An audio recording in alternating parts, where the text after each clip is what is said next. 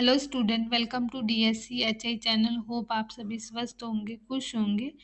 तो आज हम इस वीडियो में बात करेंगे आप लोगों का जो केवीएस एंड एनवीएस का स्पेशल एजुकेटर का क्या सिलेबस है, क्योंकि टीयर 1 हो चुका है और टीयर 2 की बच्चे जो है वो तैयारी कर रहे हैं। और जो भी बच्चे हैं जो तैयारी कर रहे हैं उनके लिए सिलेबस को समझना बहुत ज़रूरी है, क्योंकि सिलेबस अगर आप लोगों ने समझ लिया तो आप लोगों को पता चल जाएगा कि हमने किस डायरेक्शन में जो है वो तैयारी करनी है और क्या क्या चीज़ें हमने पढ़नी है। तो इसलिए सिलेबस को देखना बहुत ज़रूरी हो जाता है हमारे सभी के लिए। और ये टीजीटी का स्पेशल एजुकेटर का सिलेबस है, जो कि केवीएस की वेबसाइट से लिया हुआ है और मैंने हिंदी और इंग्लिश में दोनों में इसको रख दिया है। अगर आप लोगों को इसकी पीडीएफ चाहिए तो मैं जो है वो क्या करूँगी, अपने टेलीग्राम चैनल पर डाल दूँगी, उससे आप लोग जो है क्या कर सकते हैं, डाउनलोड कर सकते हैं। तो सबसे पहले जो है वो इस सिलेबस को 4 पार्ट्स में बाँटा गया है और 4 पार्ट्स जो है वो कौन से हैं। पहले जो है वो इन्होंने नॉर्मल रखा है और लास्ट वाला पार्ट जो 4th पार्ट है उसमें आप लोगों की स्पेसिफिकेशन, जो भी आपकी डिसेबिलिटी है जिसमें आप लोगों ने बीएड किया हुआ है, उसके बारे में सारे ही जो है वो चीज़ें पूछी जाएंगी लास्ट वाले पार्ट में। और बाकी ऊपर वाला जो है वो क्या होगा, आप लोगों के नॉर्मल है, जिसमें हम सीडीपी लगा लो, बाकी सारी थ्योरीज पढ़ते हैं, इंटेलिजेंस, मोटिवेशन, कॉग्निटिव की, उस सारे के बारे में है। और 2 जो है वो आप लोगों की पेडागोजी की है।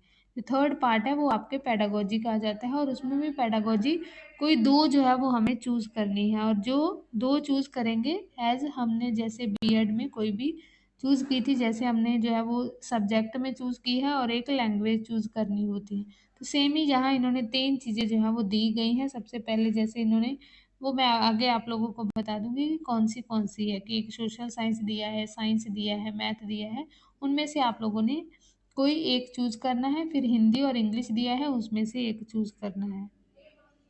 तो सबसे पहले हम चलते हैं कि जैसे सबसे पहला पार्ट क्या है हमारा, ह्यूमन ग्रोथ एंड डेवलपमेंट। सो आप लोगों ने सीटेट जब पढ़ा होगा तो उसमें आप लोगों को पता होगा ह्यूमन ग्रोथ डेवलपमेंट के बारे में कॉन्सेप्ट पता होना चाहिए, क्या क्या अप्रोचेस आती हैं। और early year birth to 8 year इनकी सारी करेक्टरिस्टिक्स पता होना चाहिए, कब बच्चे का इमोशनल डेवलपमेंट होता है, कब सोशल डेवलपमेंट होता है, कौन सी टोडलर की कितनी एज होती हैं, अर्ली चाइल्डहुड की एज क्या है, वो एज क्राइटेरिया इसमें आप लोगों को याद रखना है। Next, theoretically approaches to the development. So theoretically approaches जो भी आती हैं, जिसमें आप वाइगोस्की पढ़ते हैं, जीन प्याजे पढ़ते हैं, और भी जितने भी हमारे जो ब्रूनर पढ़ते हैं, उन सारी की चीज़ें कि कहाँ इनेक्टिक स्टेज है, कौन सी आइकॉनिक स्टेज है, कौन सी सेंसरी मोटर प्री ऑपरेशनल, सो उनमें क्या क्या अप्रोचेस है डेवलपमेंट की बच्चे की, उन सारी को। फिर एरिक एरिक्सन हमने पढ़ते हैं।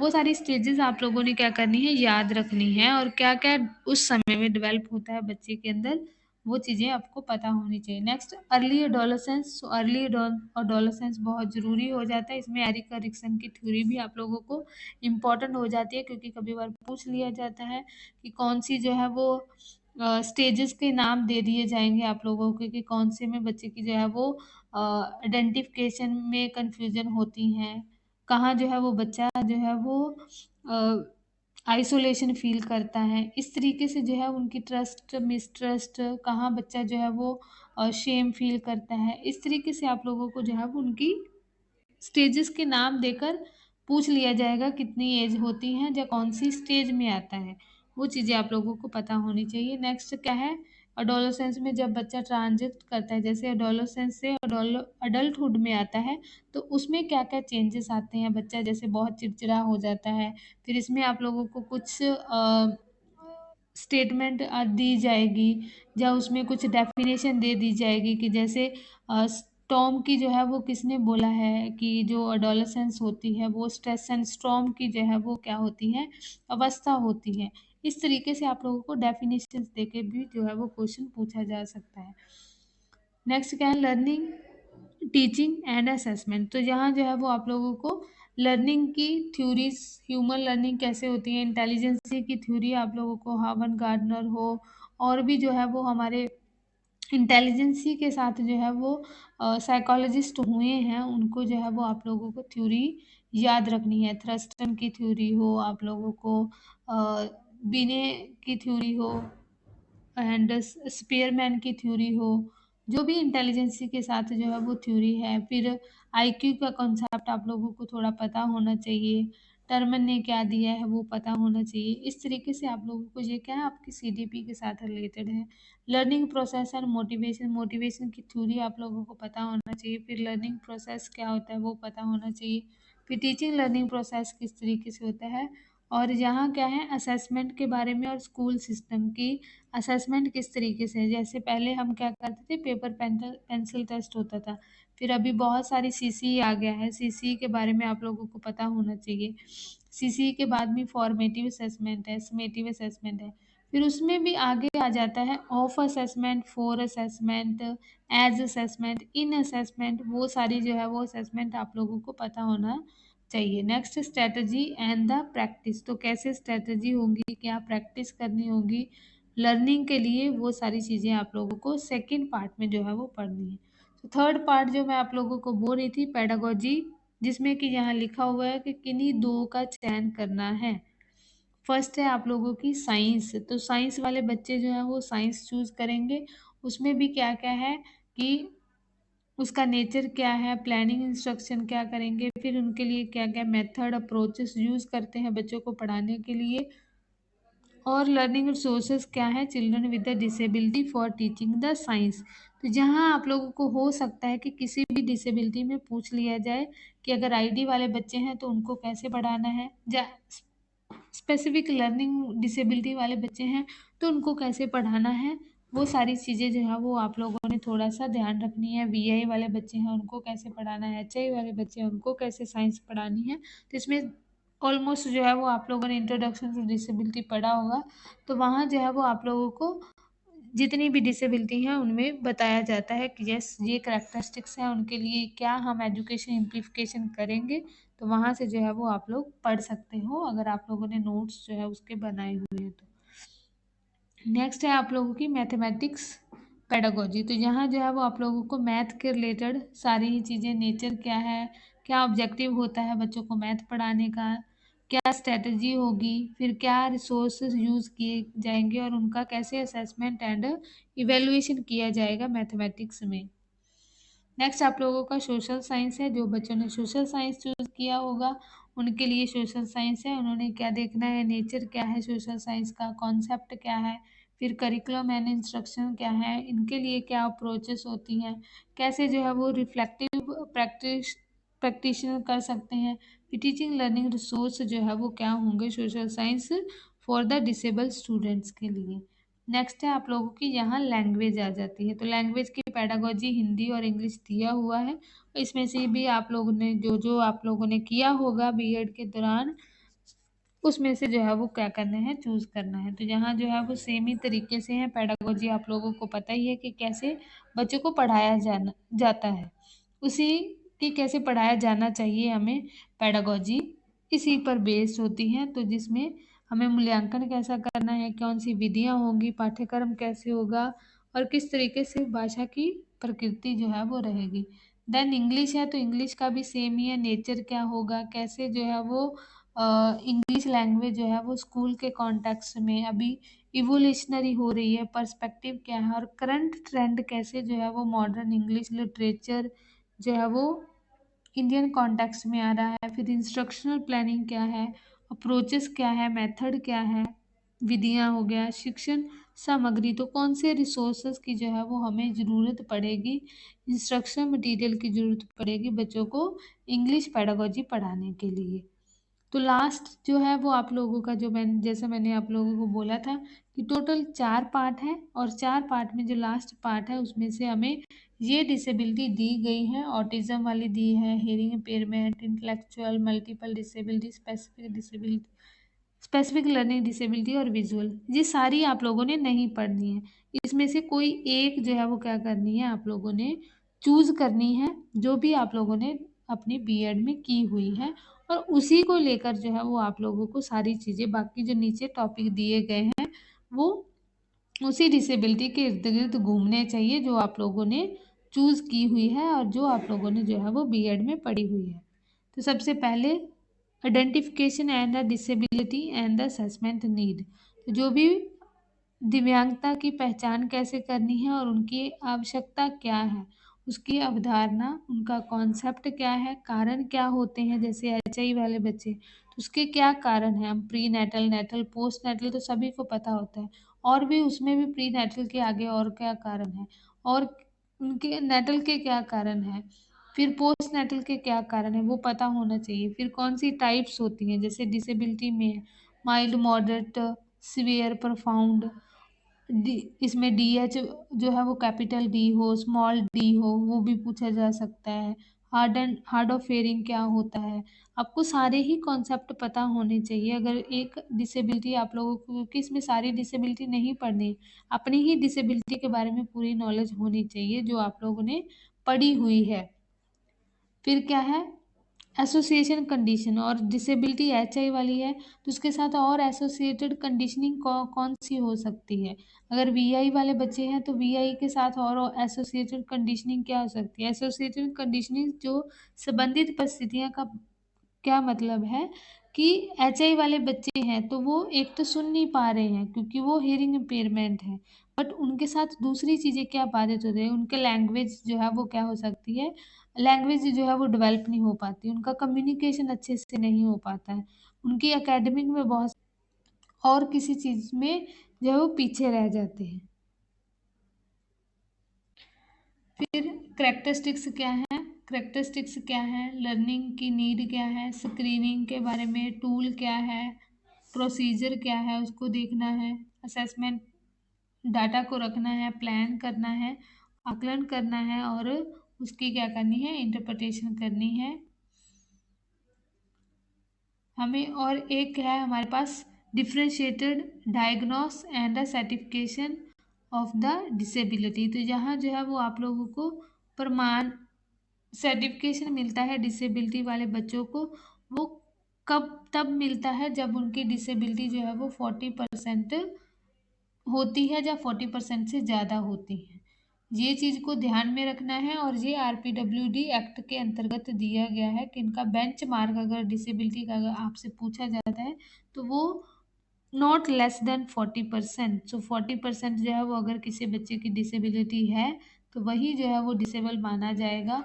उसी के तहत ही जो है वो क्या है, उनको बाकी सारी स्कीम्स जो भी इंटरवेंशन जो भी जो है वो गवर्नमेंट के द्वारा सर्विसेज मिलती हैं वो इसी सर्टिफिकेशन के बेस पर ही जो है वो दी जाती है। और ये भी लीगली और मतलब एक प्रोफेशन के द्वारा ऑथेंटिक जो है वो मेडिकल सर्टिफिकेशन होना चाहिए, ना कि डुप्लीकेट होना चाहिए। उसको भी ध्यान में रखते हुए जो है वो चीज़ें प्रोवाइड की जाती हैं। नेक्स्ट क्या है, curriculum development and adaptation evaluation. तो यहाँ आप लोगों को करिकुलम डेवलपमेंट के बारे में, करिकुलम की तो मैंने कॉन्सेप्ट हो, इसकी टाइप्स हो, ये करवाई हुई है इसी चैनल पर, आप उसको देख सकते हो कि करिकुलम की टाइप्स क्या है। एचआई वाले बच्चों को मैंने जो है वो अभी भी डीएड वाले बच्चों को पढ़ा रही हूँ, तो उनको जो है वो मैंने पढ़ाया था और उसी की वीडियो बनाकर मैंने जो है वो यूट्यूब में डाली हुई है, उसको आप चेक कर सकते हैं। नेक्स्ट क्या है, curriculum adaptation designing based on individual. तो यहाँ बच्चे की नीड को ध्यान में रखते हुए कैसे हम करिकुलम को अडेप्ट करते हैं, उसको डिज़ाइन करते हैं बच्चे की नीड को ध्यान में रखते हुए। फिर क्या जो है वो डिफरेंट सेटिंग की रोल ऑफ टेक्नोलॉजी, टेक्नोलॉजी का क्या रोल आ जाता है करिकुलम डेवलपमेंट करने में, और कैसे जो है वो हम सूटेबल सोर्सेस का जो है वो यूज़ कर पाते हैं, उपयुक्त शिक्षण अधिगम संसाधनों का जो है वो विकास कर पाते हैं, उस सारी चीज़ों को देखना है। देन बच्चों के अंदर हमें क्या करनी होती है, 3R का जो है वो हमें डेवलप करना होता है, क्योंकि लर्निंग उसकी reading skill, writing skill, arithmetic skill, इन सारी को, और 4C भी आप लोगों ने देख लेनी है। और ये एनईपी 2020 में दिया गया है, हमें नॉर्मल बच्चों हो उनमें जो है वो 4C को डेवलप करना है, कि मीन्स कम्युनिकेशन हो, क्रिएटिविटी हो, कोलैबोरेशन हो, क्रिटिकल थिंकिंग हो, ये सारी चीज़ें हमें देखनी है। बट हमें स्पेशल बच्चों के लिए जो है वो रीडिंग, राइटिंग एंड ये चीज़ें जो है वो क्या करनी है, हमें डेवलप करनी है। नेक्स्ट सी पार्ट क्या आ जाता है, इंटरवेंशन एंड टीचिंग स्ट्रेटजी, हस्तक्षेप और शिक्षण रणनीतियाँ। तो इसमें हमें लर्निंग करेक्टरिस्टिक्स की सीखने की क्या करेक्टरिस्टिक्स है। जैसे हम बोलते हैं कि जैसे लर्निंग हमारा जो है वो लाइफ लॉन्ग प्रोसेस होता है, जिवॉम टू टॉम तक चलता है। इसकी रणनीतियाँ क्या होंगी, फिर इसकी जो है वो प्रारंभिक हस्तक्षेप में अगर हम करते हैं तो वो विद्यालय में किस तरीके से इम्पैक्ट डालेंगे कि बच्चे की परफॉर्मेंस अच्छी होगी। अगर हमने अर्ली इंटरवेंशन कर लिया, बच्चा जो है वो अपने लेवल के बच्चों के साथ, अपनी एज के साथ बच्चों के साथ जो है वो चीज़ें सीख पाएगा, देरी नहीं होगी किसी चीज़ों में। फिर जो दिव्यांग बच्चा है, डिसेबल स्पेसिफिक इंटरवेंशन होगा तो उनके लिए टीचिंग ट्रेनिंग स्ट्रेटजी क्या होगी, अप्रोचेस क्या रहेगी, टेक्नोलॉजी कैसे जो है पीयर मीडिएटेड हो, कोऑपरेटिव लर्निंग जो है वो कैसे मदद करेंगी वो देखना है। नेक्स्ट है हमारे पास इंक्लूसिव एजुकेशन। सो इंक्लूसिव एजुकेशन बहुत ज़रूरी है। नेक्स्ट है ये आप लोगों का यूडीएल। तो यूडीएल जो है वो क्या है, इसकी भी वीडियो बनी हुई है, आप लोग उसको चेक कर सकते हैं।